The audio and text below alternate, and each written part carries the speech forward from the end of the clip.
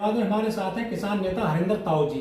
हरिंदर ताऊ जी, भारत पर लग गया है टैरिफ अब 50%। अमेरिका के जो राष्ट्रपति हैं डोनाल्ड ट्रंप, उन्होंने 50% टैरिफ लगा दिया है भारत पर। तो पूरे मामले को लेकर हलचल मची हुई है। जो भारतीय मीडिया है, अखबारों में बड़े बड़े पन्ने भरे जा रहे हैं कि देश की जो अर्थव्यवस्था है डगमगा सकती है, जो उत्पादन है वो कम हो सकता है, जो बाहर से पैसा आता था वो कम हो गया है, जो बेरोजगारी फैलने के भी पूरे चांस बताए जा रहे हैं। स्पेशली गुजरात में, सूरत में जो हीरे का और जो टेक्सटाइल का जो काम होता है वो सबसे ज्यादा असर उस पर पड़ रहा है मोदी जी के गुजरात में। पूरे मामले को किस तरह देखते हैं? देखिए, गुजरात नहीं है, गुजरात हो एक साउथ में भी एक जगह बताई है, वहां से टेक्सटाइल का बहुत बड़ा, सबसे बड़ा पूरे भारत का 50%। उत्तर प्रदेश का कालीन वो भी विदेश जाता है, उसमें भी असर पड़ रहा है। बनारसी साड़ी कहाँ जाएंगी? जिस जिले से देश का प्रधानमंत्री आता है उस जिले का बनारसी साड़ी के नाम से मशहूर है, वो उद्योग भी बंद हो गया, बंदी है। तो जो 50% जो टैरिफ लगाया है ट्रंप हैं, जो अब यूएस राष्ट्रपति हैं, वो तो बहुत अच्छे संबंध बताते हैं भारत से। मोदी जी से उनकी दोस्ती है, थोड़ी बहुत तो शर्म कर लेते इस मामले में। देखिए, दोस्ती हमें तो पता नहीं था, देश की जनता को नहीं पता था कि हमारे देश के प्रधानमंत्री और अमेरिका के प्रधानमंत्री दोनों दोस्त हैं। हमें तो तब पता चला जब यहाँ हाउडी मोदी हुआ, नमस्ते ट्रंप हुआ गुजरात में 100 करोड़ रुपए खर्च किए गए थे उनकी जो स्वागत में। हाँ, जो मीडिया बताती है कि 100 करोड़ हो गए। 100 करोड़ तो एक नंबर का लगा था, अब 2 नंबर का कितना लगा होगा वही बता सकते हैं। गरीबों के मकानों के आसपास दीवार लगा दी गई थी कि राष्ट्रपति आ रहे हैं, ट्रंप आ रहे हैं गुजरात में। तो दीवार भी काफी जो सुर्खियों में रही थी, गरीबी छिपाई गई थी उस दीवार के बदले में। क्या मिला भारत को, क्या कहना चाहोगे? धन्यवाद है पत्रकार महोदय, जो आपने फिर वो जिक्र किया। 2014 में जब ये देश के प्रधानमंत्री के लिए चुनाव लड़ रहे थे, तभी एक नारा आया था कि गुजरात मॉडल। तो झुकी छुपाने का गुजरात मॉडल देश ने देख लिया, ये वो है। और दूसरी चीज है, ये जब हमारे देश में दूसरे देश के राष्ट्राध्यक्ष के लिए हवन होने लगे, तो जो हवन कर रहे थे वो बताएंगे कि देश पे जो आपदा आई है इसके लिए जिम्मेवार कौन है। नरेंद्र मोदी बताएंगे कि उसके दोस्त ने ऐसे गद्दारी क्यों की। तो ये तो खास दोस्त हैं मोदी जी के। ट्रंप तो के घंटे बात होती है, के बार बात होती है दिन में। लोग जो है अखबारों में खबर बना देते हैं कि मोदी जी की बात हुई ट्रंप से।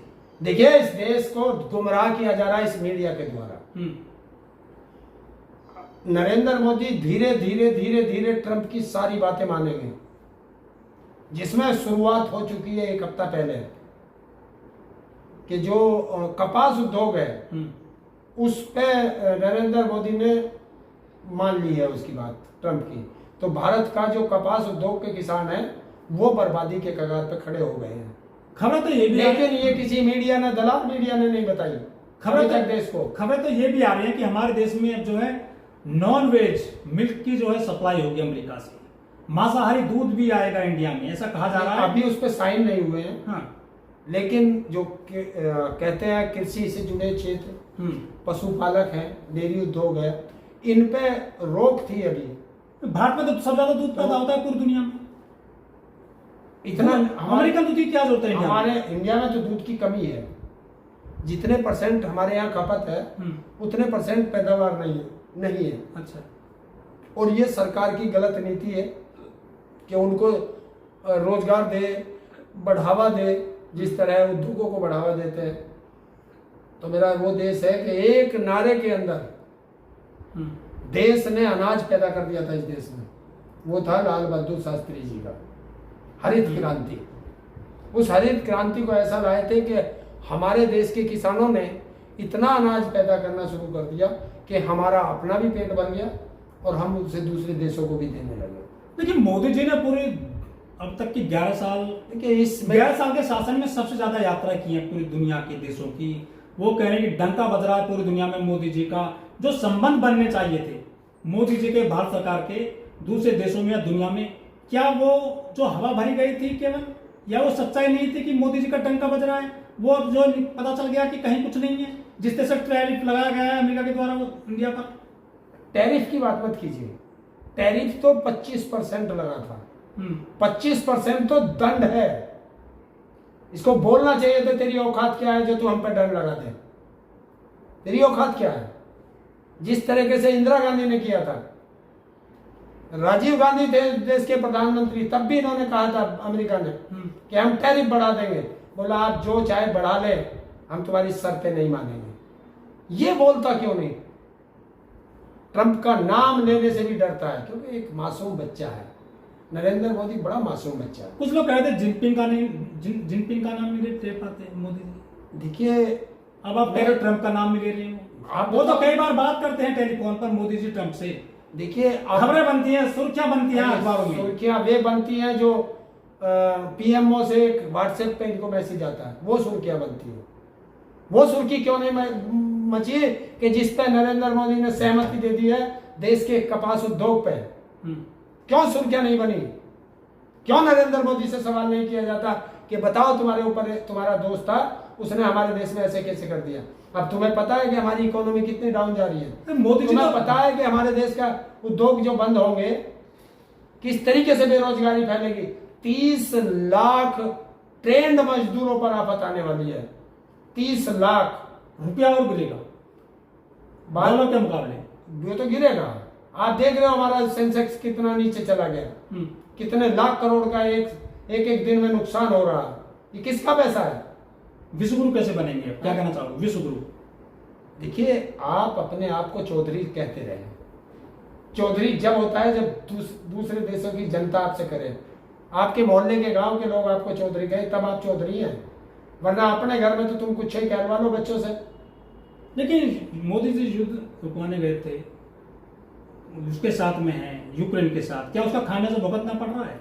देखिए उसका खामियाजा नहीं, भारत की जेलेंस्की की नजर है इंडिया पर। भारत की विदेश नीति फेल है। भारत के जो संबंध थे, कूटनीति फेल है।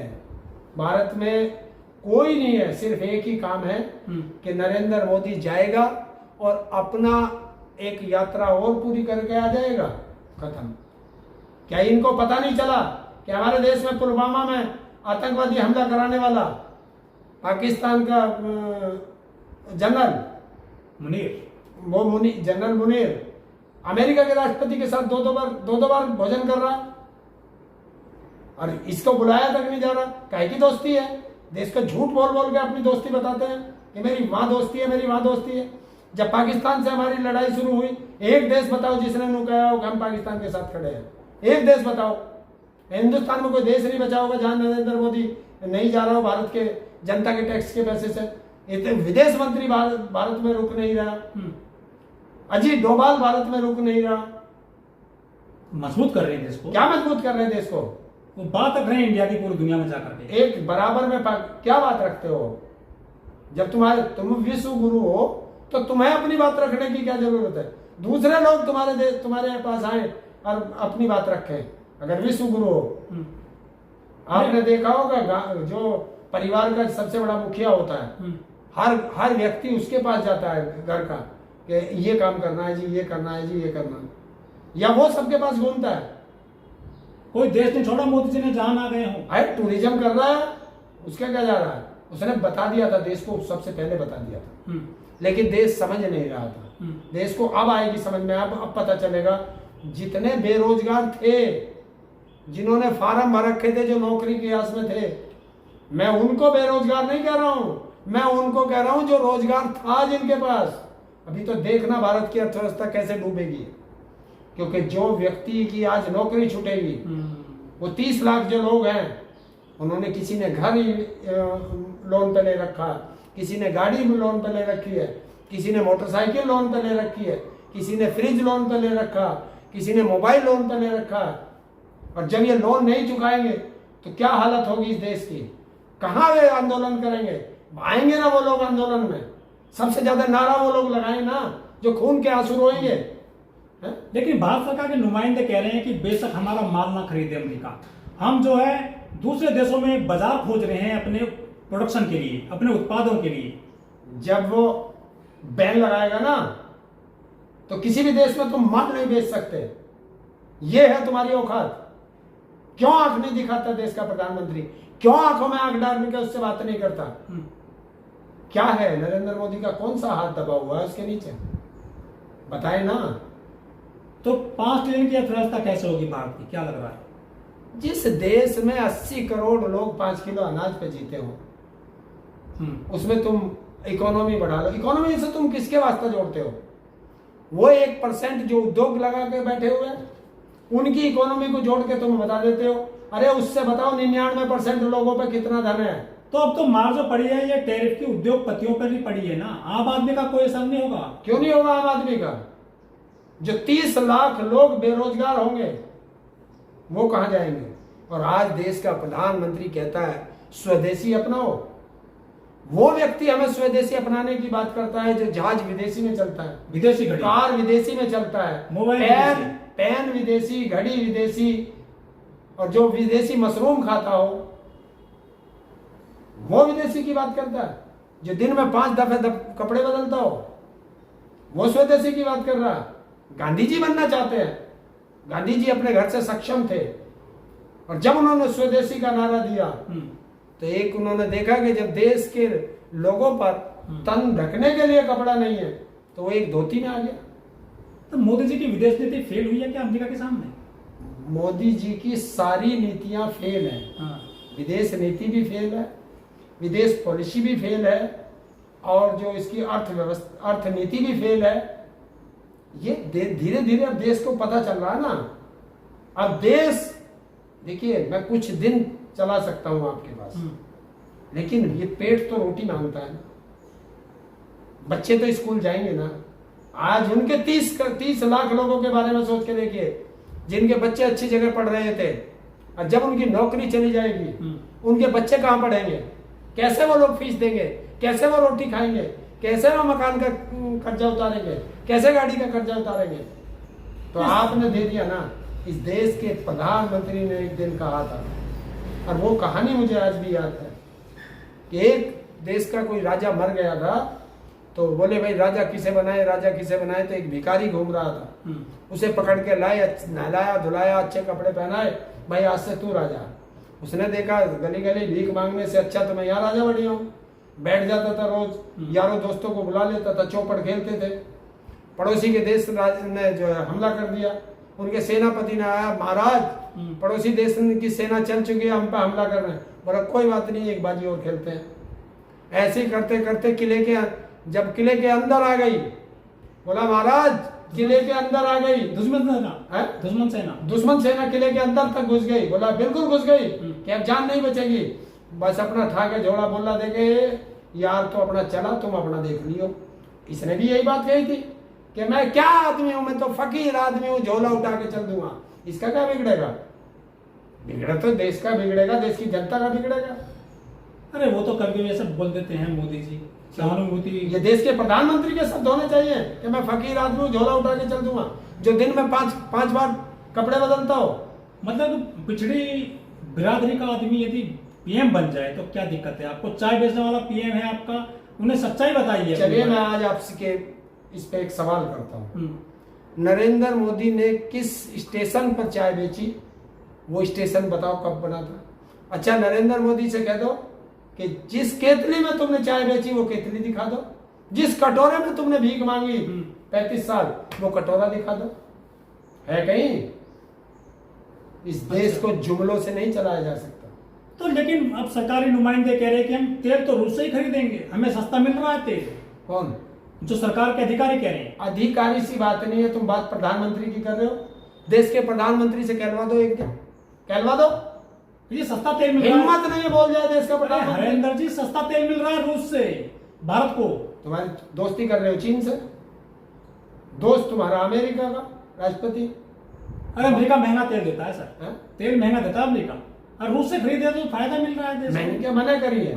मैंने क्या मना करी? आप भी चाहते कि रूस सस्ता तेल देता रहे इंडिया को? देखिए हमारे ये पहले से पता था कि ये जो अमेरिका है ये भारत का कभी समर्थक ना रहा ना रहेगा।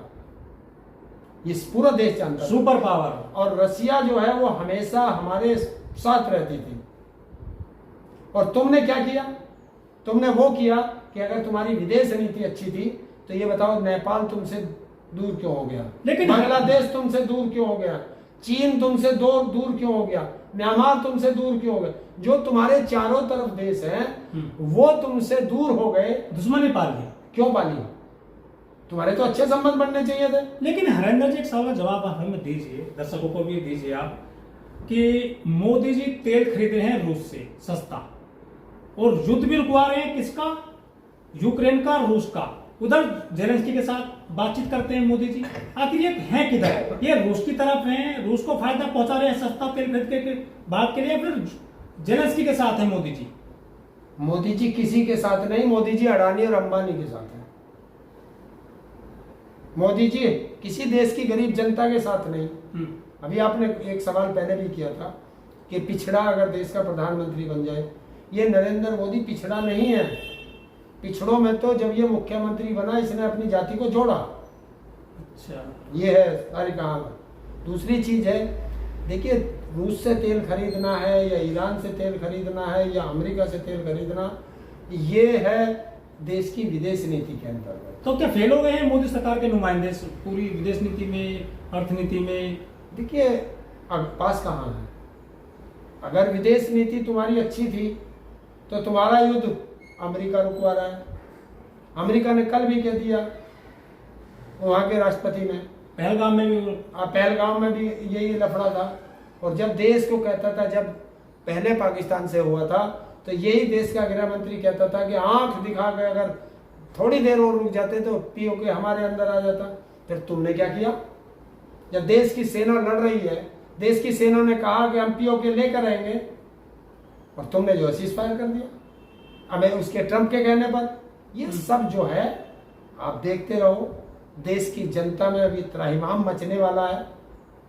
लेकिन वो लोग कहाँ गए सर जो हवन कर रहे थे कि ट्रंप जीतना चाहिए, घी तेल फूक रहे थे भारत के, वो पाखंडी टाइप के लोग यहाँ बैठे हैं भारत में और जीत की आस लगाए बैठे थे अमेरिका के राष्ट्रपति के लिए, ट्रंप के लिए। वो क्यों अब खुलकर के सामने नहीं आ रहे हैं कि हमारा टैरिफ कम करें, हवन करें फिर से? कौन पूछ रहा है? अंधभक्ति थी वो। अच्छा, जिस तरीके से जब देश की आजादी के लिए हिंदुस्तान के देश प्रेमी लोग लड़ रहे थे और आरएसएस अंग्रेजों के साथ खड़ी थी, ये वही चक्कर है कि देश जाए भाड़ में, हमें तो अंधभक्ति करनी है।